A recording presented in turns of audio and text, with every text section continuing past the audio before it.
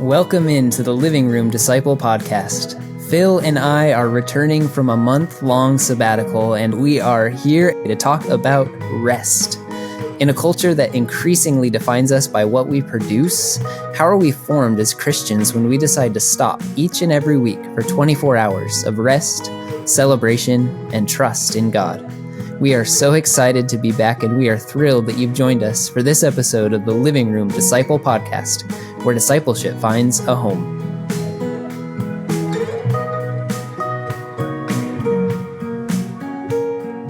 Nick, it's good to see you again. It's good to see you too, Phil. Nick, I think it's interesting. We were just talking before we hit record, and you said something. We were making jokes that people expect us to have things to say. People expect us to be smart. And I feel like we're in a culture, maybe it's always been like this in human history, I have no context, but I feel like I'm in a cultural context where I'm always expected, and then the list just goes on. I'm expected to provide financially for 6 humans, myself as one of them. I'm expected to be presentable. I'm expected to to meet all these different nuanced social norms, be a productive member of society, be a productive member of an ecclesiastical biblical community. I definitely feel the pressure to be intelligent and to perform and to make my life worth something. I'm feeling low. I mean, you get where I'm going with this? Yeah, there's a lot of pressure, I think, uniquely on individuals now in ways that didn't probably used to exist, at least in the same way. I think looking back in history at more kind of communal cultures that kind of absorbed a little bit of that in community. That's not to say the pressures were less, but the burden and the load was shared. Whereas now we kind of individualize that and we take it all on ourselves instead of feeling like we're doing it together. So yeah, I think there's an immense amount of pressure on all of us. We feel like the eyes of the world are on us. We feel like we have to please bosses and spouses and kids and friends. And honestly, I regularly have to think about, to what degree am I a producer of, productivity of any kind versus I'm a human being made in the image of God, made to walk with God and love God and love my neighbor. And I think that pressure and that stress can malform the way we think of ourselves as human beings.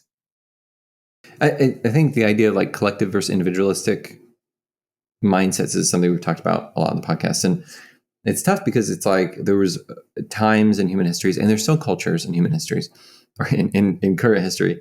Today in the world, there's cultures that would say, we are going to do great things, or we are going to do X, Y, Z.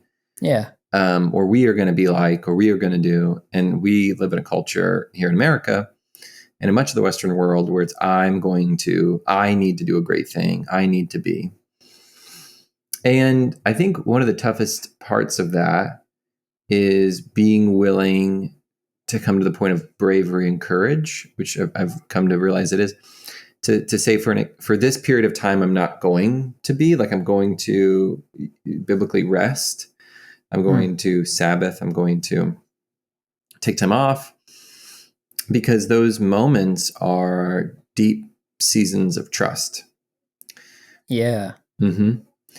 Yeah. So for us, we host a podcast that we're stoked that people listen to and keep listening to, which is amazing. Yes, huge shout out.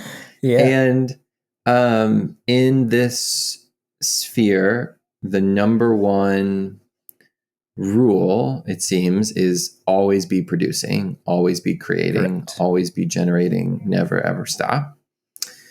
And we just came back from 4 weeks of not doing anything podcast related, and our podcast grew a bunch, actually.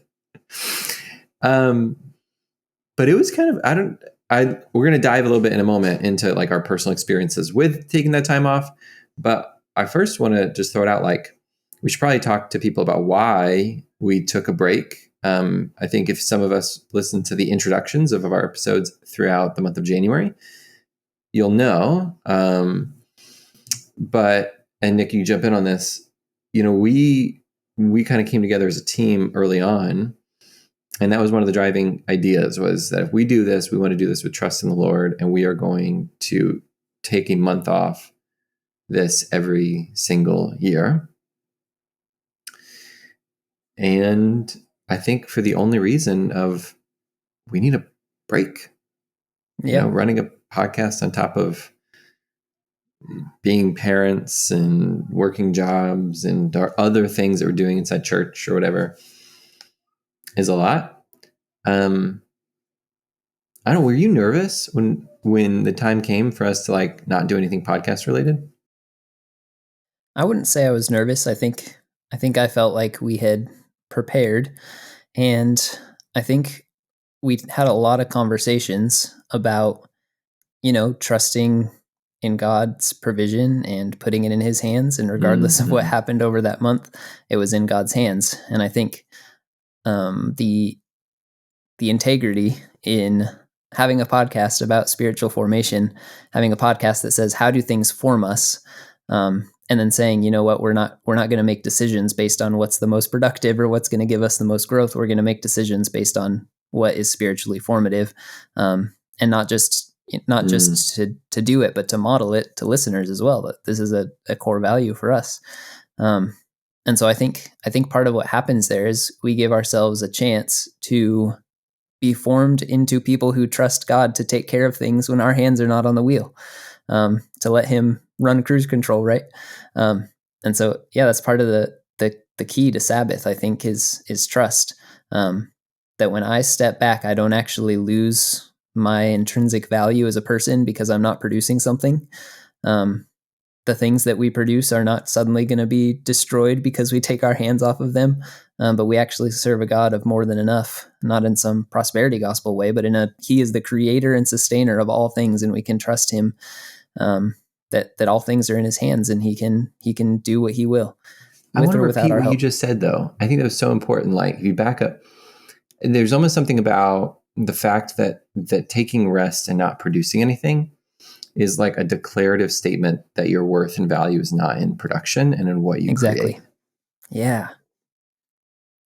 How does that hit you? I'm curious, in light of, I know we've talked a lot about the beginning of Genesis. And so when God says, rule and subdue, and the first thing he does with humans is give them a task. So how does that hit you to say that humanity has tasks to accomplish, but we're not just producers? Yeah. I've been thinking a lot about Genesis, and I think it's interesting. There is I think, because I'm coming in with a ton of biases, I'm sure, but my conviction is that Adam and Eve have intrinsic and wonderful value, whether or not they complete the task given. And it is because they have value, and the task itself provides an affirmation of that value. For Adam and Eve, they're told to cultivate. Adam specifically, before the creation of Eve, Adam, human, was given the task of naming animals, which is this like real mirror image of the task that Yahweh just completed in speaking into existence things. So Adam speaking in order into an animal kingdom, the way God spoke order into the cosmos. But there's like this understanding and belief that God's value is not in his creation, because if it was, then he has no value on day 7. But he has value in just simply intrinsic to him, right? He is, and therefore he has value, as it were. And that's demonstrated through the ability to take rest and in no way, shape, or form affect the value or the intrinsic worth of the creator. And if we're created in his image, I think it's the same, that we can work for 6 days. We work out of an overflow of that creative energy that comes from being human. But we rest, and our rest doesn't affect our value. The problem is, it's easy to say theoretically. It's really easy to say theoretically, but like, I don't know what I would have done. No, that's not true. I think I know what I would have been through a difficult, to some extent, emotional or mental or whatever process that you want to call, if we had come back and so we came back together as a team mid-January to get ready for our February episodes. And if we had come back in mid-January and it was like, well, nobody's listening to us anymore. They didn't like that we re-released episodes. The whole podcast kind of tanked and every follower left. That would challenge assumptions about the value that I bring and the value that I have in this space. And so I'm just saying, I just sense that tension. You know what I mean? Right. Absolutely. Yeah, I wholeheartedly agree. And I think that should lead us to ask the question, how much am I assuming that my value is based on what I can produce, right? So we can preach all day that we have dignity simply because we are God's creation, and more specifically, the image of God. But do we really believe that our value is separate from what we produce, or is before what we produce, I should say? Is that something? Is that a belief that we have in our minds, or is it a belief that we're actually living out and believing and acting out with our actions? Right? Yeah, that's something that I through your actions, and I think that's really important because I can struggle emotionally. Like, I think sometimes we can say to ourselves, like, well, I struggle with this internally, therefore it is true about me. But it's really more indicative about our actions. So what I mean by that is when me and my wife as a family started the process of taking Sabbath, taking one day where we aren't being productive, we're not doing house chores, we're not doing whatever. We start that journey and we're butted up with fear and anxiousness that all of these goals and desires that we have for our life won't be accomplished because we're taking out a seventh of our time to accomplish them. Those fears don't really, at their core, describe my beliefs. My actions do. And I think that's really important because I think right now we're living in a society and culture that says, if this is what I feel, this is what I believe. And I don't believe that's true. I believe that what we do is a demonstration of what we believe, or at least it's a more nuanced connection between what we do and how we feel that is more indicative of the beliefs we have. So if you believe that the Lord is good and he is going to sustain you and he is going to make the work of your hands succeed, then you'll follow his example and you'll have times of rest and you'll demonstrate through that action. Yeah. Yeah. I think that the truest thing about us is not what we believe, but how we behave. I think you're spot on about that. And I also just want to go back to what you said earlier about if we have no value when we're not producing anything, then God had no value on the seventh day. And of course that's ridiculous. So, so that's such a helpful framework for me, just to set aside the cultural assumptions that we are surrounded by, whether it's social media ideas of you need to be producing content, or whether it's economic or something with work where you need to constantly be producing to meet demands or quotas or your boss's expectations, or you run your own company and you're trying to meet your goals or whatever it is. We are constantly bombarded by this, and sometimes it's necessary. Like, we actually have a deadline to meet in order to put bread on the table for our family or whatever that looks like. So sometimes that pressure, those demands are necessary in order to survive. And yet that pressure usually is above and beyond that. It's social pressure. It's pressure to not just survive, but to be able to buy excess and fill our homes with things that we don't actually need. It's pressure to become influencers or popular or get more attention so that then we can feel like we're loved, or known or seen. And all this pressure actually is crushing us all along.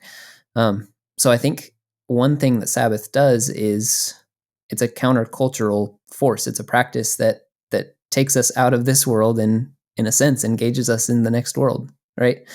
So has that felt like a reality for you as you step back and rest? Yeah, I really like that. Like, it takes us out of this world.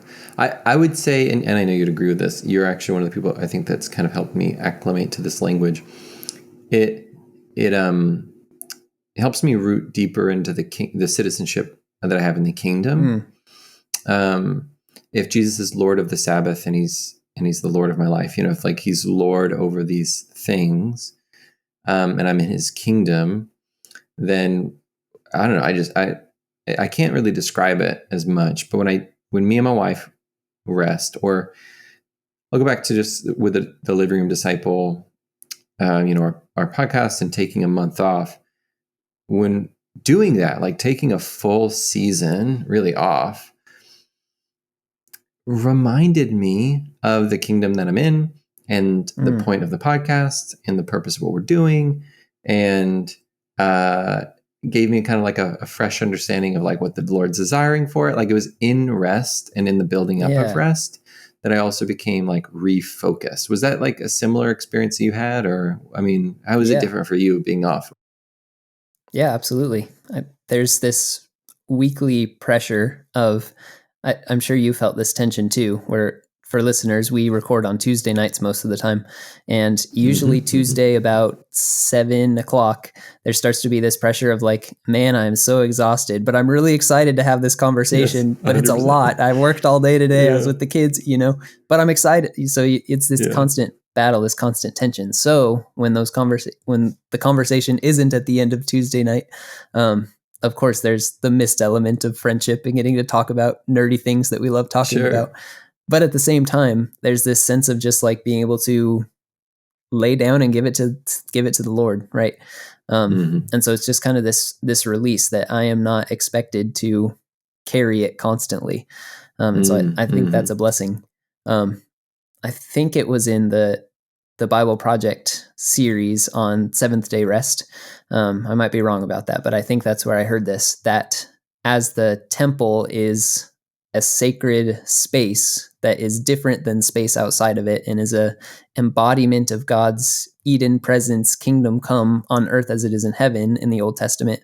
The same thing is true of Sabbath within time.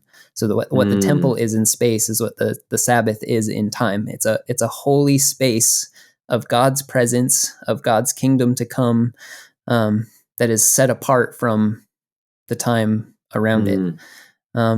And so thinking of entering into Sabbath the same way you might think of if you were able to go back thousands of years and walk in the gates into the temple courtyard, and then walk through those doors and smell the aromas and see the smoke and see the lit candles and see this is a holy space with the fragrance, with the presence of God. We should think of Sabbath in a similar way. We are walking into a holy space. We're gonna allow God to move in this time.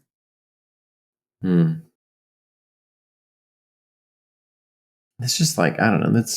It's very metaphysical, but it's very beautiful to like. And I think the more I follow Jesus, the more like these two things are becoming true, or I'm beginning to understand how often what is true and what is beautiful often seem to like just go hand in hand. Yeah, right. And it is true. Like when we set aside time and we call that time holy, just like having set a place holy, like when we do it in devotion and commitment to the Lord, He honors that. And it's like, to some interesting, unable to fully quantify it level, He chooses to dwell there in a special way. I think about Moses, and there's this, do you remember the point, burning bush, Moses like walking up to the burning bush, and Yahweh's like, take your sandals off, this is holy ground. Yeah. And I don't know, that always like struck me, because correct me if I'm wrong, I can't think of anywhere else in scripture where that's commanded. I don't remember the priests having a command to go into the Holy of Holies barefoot. It's just this special and sacred and wonderful moment. And there seems to be this heart posture of Sabbath, at least in my life, has become really beautiful, where it's like that same idea. It's like taking a moment and saying, like, take your metaphorical sandals off. This is holy ground, and we are going to rest, and we are going to be at peace. And that doesn't mean we're lazy. In fact, honestly, it's in that time of rest that I often have doors opened to participate in acts of love. Jesus says, is it right to do good or evil on the Sabbath?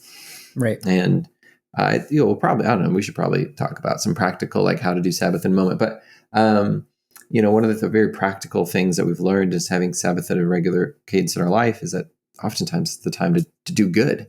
Something comes up, somebody needs something, somebody whatever, and to do good with that mentality of peace and rest has been a joy. So it's not laziness, it's an intentional commitment of an act of faith to choosing to a lack of productivity, really, and to defy the hustle culture that we exist in.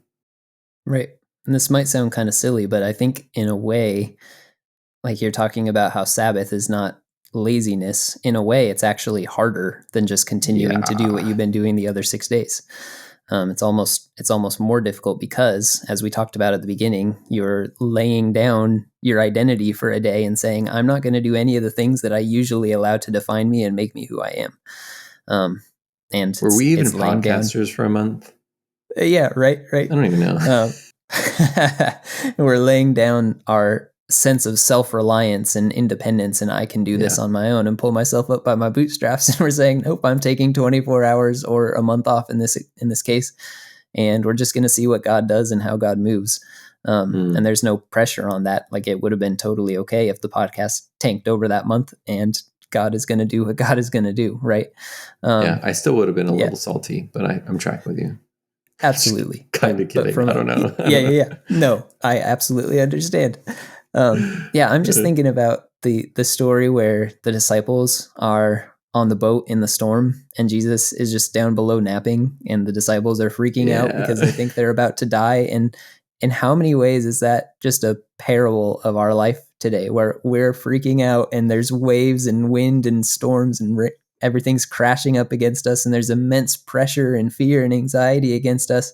And Jesus is just down below taking a nap and we're like, don't you even care that we're freaking out? And he's like, you shouldn't be freaking out. I've got this.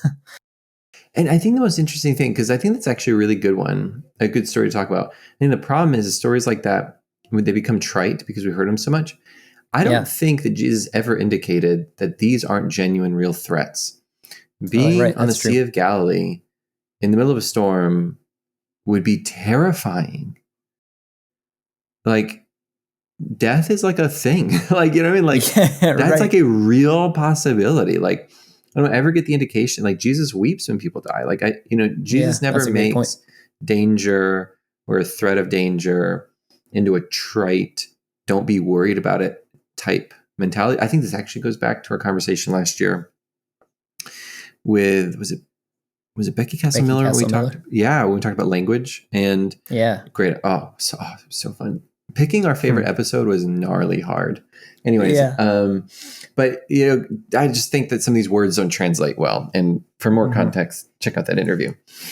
But I think there's just this underlying okay, this is a scary thing. If I was to tell, if there's a listener out there, and I'm sure there is, you're out there and you currently have no intentional 24-hour period that you set aside to rest, and you don't have a rhythm in your life of taking time off of things and, pulling away from social media or pulling away from your phone or whatever, like you're just like, go. And you know it. And your spouse knows it and your kids know it. And everybody knows that you go all the time. It is a real thing that if you pull away from XYZ, you may not make as much money. You definitely won't get as much stuff done around your house as you need to. And then I say need, not want, need. I get that. And it's possible that whatever side hustle you're working on or social media presence you're trying to curate will straight up tank. Because it is true that a lot of algorithms online are made for consistency and all that. Like, I just think that it's saying like the threats are real and you still get to choose. Yeah. You still get to choose trust, right? In the Lord who created all of the things that are causing that, right? Maybe not the social structures, but the people who created the social structures, you know what I mean? Like he's still the creator of the wind and the waves. And so do you trust him to orchestrate the cosmos in a way that is good, at least in the end will be good, or do you not? Right. And I think that's the thing. It's not about downplaying the dangers. It's actually about, to some extent, honestly, it's about upplaying the dangers, really seeing them for what they are. And when you really see the dangers for what they are, then you can see that trusting the Lord of the Sabbath it's an incredibly difficult, countercultural, impossible thing to do without a changed spirit, and a renewed life. But when we give our life to the Lord and we have the indwelling of the Holy Spirit, it should become a natural extension of that spirit indwelling. Right. And I think when we see the dangers for what they really are, like you're saying, then we can come to the realization that, like, oh my goodness, I'm actually not strong enough to handle this like I thought I was. That 24 hours becomes a chance to humble ourselves and realize I actually really need God. Yeah. I actually really need my family, my church, my friends, my community, because I can't do it on my own. These waves are tremendously daunting. And this storm is something that I can't calm on my own, and I need to rely on Jesus. And this is the gospel, right? That what I could not do on my own, Jesus comes and seeks me out. Jesus comes and finds us and pulls us out of the pit and carries us where we cannot walk on our own. He is the way, the truth, and the life. And Sabbath is a reminder of this, that we don't have to carry it all alone, because we can't carry it all alone. It's a reminder of how good God is. It's a reminder of his kingdom to come, where we are not producers, where we may still have a task to do, but we're not defined by the tasks that we accomplish. And it's a reminder of the fact that he does seek us out and carry us when we are unable to carry ourselves or carry the burdens that are on us. So good. All right. Well, how do we practically do it? I think this is actually a really good, I think this is important to talk about for a few reasons. So me and you have, in our personal lives, have created a habit of Sabbath, and I think that's where people should start. But I do want to talk too about how we made a corporate sabbatical decision, and what we did to prepare for that. So I think there's some basic principles. The first thing is I do think rhythm matters. So when you look at your week, I really do believe, though it's not necessarily required, and I'm not going to say it's a sin issue, but I think there's a deep level of wisdom in our current culture to choose a 24-hour period that to some extent aligns with your biblical community, to seek out a time of rest. And for me and my family, and I recommend this for most, that means there's no formal work, nothing that earns me money. I know it can be difficult depending on the types of job you work, but nothing that makes me money. If you're a realtor, you turn that phone off, for that 24-hour period, which is really difficult. We make no major house projects. We clean up the house as we go through the day, because I do have 4 children. But outside of that, and even on certain days when we know like we're really burnt, we'll use paper plates and stuff even to try to reduce things as much as possible. What else? What are some tips and tricks from the O'Brien home? Yeah. So one of our struggles is actually keeping that regular exact 24-hour rhythm that you're talking about. Just in the season of life we're in, we're actually struggling with that. But something that we do during the week when that is not a possibility for us, or when we don't make it the priority that it needs to be, and we fall short on that. Center you. Right. One of the things that we're very intentional about is guarding family rest time as a calendar obligation. So rather than simply saying like, we don't want to do that then, and then feeling bad about it, it's like, no, that time is set apart for our family to participate in rest. And so we're very intentional about that, about making sure we're not overbooking ourselves, because we want to enjoy each other. We want to enjoy God's rest. We want to enjoy our children. And I think what helps with that is just realizing that it's okay to say no, because everything you say yes to is a no to something else. Yeah. And so we've been intentional about realizing that our yes to family time, and that can include other people. That doesn't mean our doors are shut and nobody gets to come in or anything like that. Which is really important, actually. I would say Yes. it should regularly try to include other people. Yeah. Yeah, exactly. But saying yes to obligations and things that are more on the work side is a no to being at home with your family. Another thing that I think is often underemphasized is that because Sabbath is an anticipation of the ultimate seventh day rest of the kingdom to come, Sabbath is a celebration. So it's like, have a blast, like celebrate one another, laugh a lot, do fun things, eat good food. Like it's a feast, it's a celebration, it's a party. So it's not just like sit still and you're not allowed to do anything. It's this like incredibly contemplative day all day long. And there's room for that. There should be moments of quiet. There should be, contemplation and thought and meditation, but there should also be celebration and laughter and fun. We serve a good God and a God of joy, and the seventh day rest should be joyful. You hit on, I would say, like my second tip, which is like planning.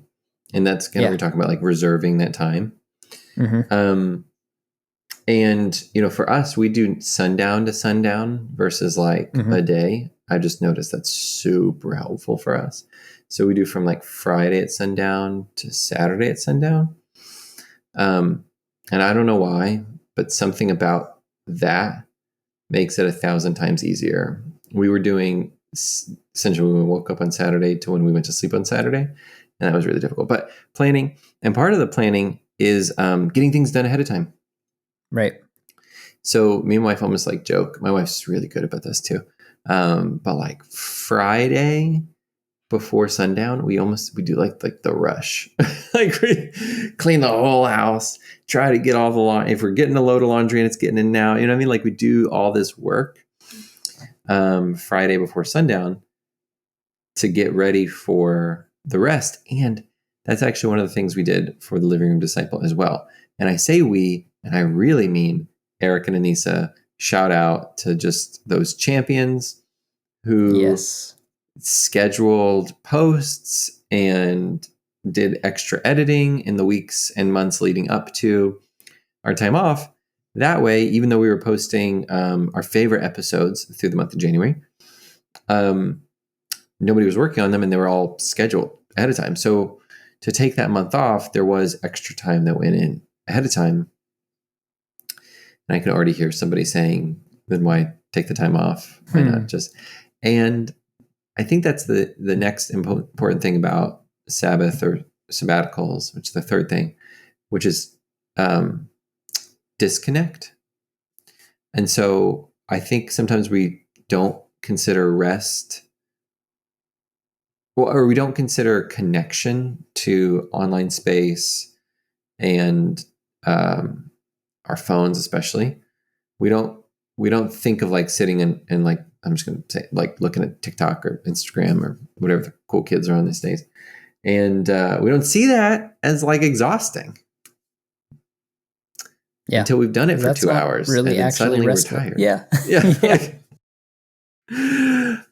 And so for us, we, again, mostly our team taking on that extra work, there's still such benefit in the full disconnect. Right. Yeah. And I would say that the prep work is not, I'm going to do twice as much so that I don't have to do anything tomorrow. It's do the bare minimum to be able to have Sabbath tomorrow. It's not, it's not, because otherwise you're just recreating I'm a producer, so I have to do twice as much today in order to do nothing tomorrow. That's true. So it's do enough to get by tomorrow, but trust that the Lord will provide the next day. I think that's where it's at. Be able to find that. And the point is not the work that's getting done, getting accomplished. The point is having the time to rest with God, with your family, with church community. You know the saddest thing? I've been talking about Sabbath for so long, Nick. I'm at this point where I don't actually expect anybody to take my advice. Is that weird? What do you mean by that? It is so difficult in our culture to genuinely Sabbath. Right. I know so few people who really do it. Yeah. You know? Or like I'll talk Yeah. to someone and they perceive Sabbath they it's just like they just like binge Netflix for a day or something. You know what I mean?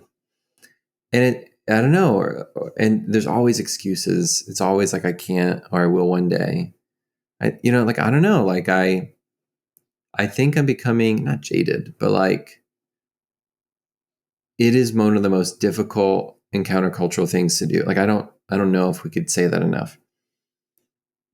Choosing to commit to a lifestyle Right. of Sabbath, of rest, of disconnect, of turning your phone off once a week, of looking at your kids in the eyes, of not doing the host projects and chores, of like not answer. It is the hardest freaking thing. And it is probably a good step one for most Christians to actually commit to the kingdom of heaven as a Yeah. Right. genuine lifestyle.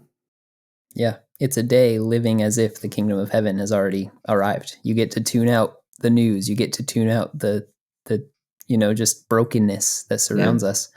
And for just a day, you get to, again, feast and rest and trust God and walk with God and walk with your loved ones and really, truly live as if the kingdom has broken in here and now.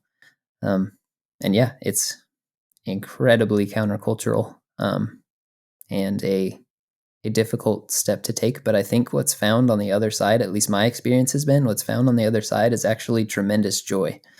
It starts as a challenge. It starts as a huge difficulty, and when we've been in rhythm with it, it's a tremendous joy. When we get out of rhythm with it, we miss it and we feel more tired and all of the things that go with being on the hamster wheel. But when we're in rhythm and in that consistency and going on the cycle that God created, there's rest in that. There really is. I think I heard John Mark Comer talking about Sabbath, and he said, maybe it might have been somebody else. I feel like it's tough. Sometimes you read a lot and you listen a lot. You forget how to cite your sources correctly. But somebody said, when you practice Sabbath, you're never more than 6 days away from rest. And I don't know, like that was really powerful perspective for me, but it is such a choice. But it is so formative. So we both have young kids. And, 3 of my 4 kids are verbal. My youngest is not going to start talking to him. And my son's like, it's so adorable to listen to a 4-year-old ask you, is it Sabbath? Like, or they get now, some of my older kids, they just say like, what day is it? And because they know Friday night is Sabbath, and like, it's part of their life. It's a part of their culture. It's a part of how they understand the world. It's a part of like, it's an expectation for our family. It's something they look forward to. They know what to expect. It takes some of the pressure off being a dad that works and podcasts and writes and all this stuff. I do a lot, and I really try to like focus and give them attention every day. But I work at a workplace. It just started doing the return to office kind of stuff. So I'm spending less time with them right now, which is really tough. And it's a lot easier, I know, than many other families because we have this built into our life. Friday night, I'm turning my phone off and I'm just hanging out. And I'm going to look at my kids a lot. I'm going to wrestle my kids a lot. And I'm going to whine about how I need sleep probably. And I'm going to read and I'm going to read to them. And I'm going to eat ice cream. And you know what I mean? I'm going to wake up late and then I'm going to make coffee with my kids. And I don't know, like it's a part of it's just how we breathe. And one of the benefits that I don't think I've ever heard anybody talk about is it's one of the reasons me and my sons are best friends. Yeah, that's good. Yeah. And you're putting that framework in place for your sons as they grow up to know both their identity is not in production, but also it's okay to rest. It's okay to take a break. It's okay to prioritize time with each other and the Lord.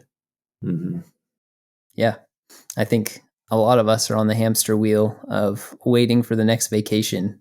And that obviously is usually longer spans than 6 days, but but it really is possible to take that time off. And a vacation is usually, I'm not going to say a vacation is bad. Vacation can be wonderful and very restful and God honoring. It can also be kind of self-indulgent, right? But Sabbath is meant to be God honoring and others honoring in a restful and trusting way. I think we're going to talk about this book at some point in the future, if we can get John Mark Comer on the podcast. But he just released a new book called Practicing the Way. And have you been following the Practicing the Rule of Life content? Yeah. Mm-hmm. So long story short, John Mark Comer did this amazing teaching series for a really long time called Practicing the Way. Deeply formative for me and my wife. Really, really wonderful. Kind of took that methodology. I think he started a nonprofit called The Rule of Life, kind of focused on helping people understand modern day spiritual practices or ancient spiritual practices in a modern day context. And I haven't read the book, but the first part of the book is on Sabbath. It's on my reading list. I can't wait. And so I just want to give people too, if you're like, okay, well, like what's the practical, how do we do that? More than this episode, I would say check out Practicing the Way. Yeah, it's wrong that I feel this way, but it is so, I'm so used to looking at Christians who look at me and say, Phil, I know that's a good idea. I know it's something I should be doing, but I can't. And so for anybody who's listened this long, I would just say you can. Like any act of faith, it is normal and healthy to have a moment where you fully acknowledge your humanness and your inability. And like any good, healthy act of faith, you do it anyways. And so choose a day in conjunction with your significant other, if that's a part of that equation. And choose a 24-hour period. I recommend sundown to sundown. And you're going to do it awkwardly and terribly. And you're going to experience moments of boredom and moments where like thoughts that you try not to think about rise to the surface, but keep your phone off.